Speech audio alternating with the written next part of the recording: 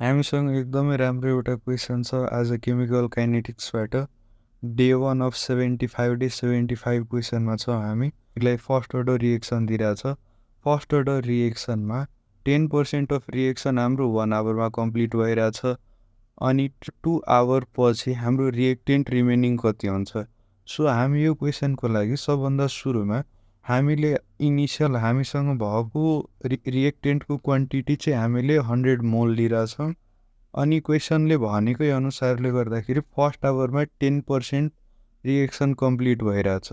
So हामीसँग first आवरको completion पछि 90 मोल सामान बाँकी हुन्छ वा रिएक्टेन्ट बाँकी हुन्छ र सेकेन्ड आवरमा फेरि 90 मोल जुन बाँकी छ त्यसको 10% हामीले लस्ट गर्छौँ। सो हामीले 9 मोल लस्ट गरिरहेछौँ। सो हामीसँग 81 मोल रिमेनिङ हुन्छ। यहाँ एन्सर हाम्रो डी 81 आइरहेछ। यसरी नै हामीले अब मानौँ कि हामीसँग 3 आवर 4 आवर वा 5 आवरको सोध्यो भने हामी फेरि नेक्स्ट यो हामीसँग 81 जुन यहाँ बाँकी भइरहेछ थर्ड आवरको लागि सोध्यो भने 81 माइनस 8.1 गरेर हामीले रिजल्टेन्ट निकाल्न सक्छौँ र यो क्वेसनलाई चाहिँ इजिली सल्भ गर्न सक्छौँ।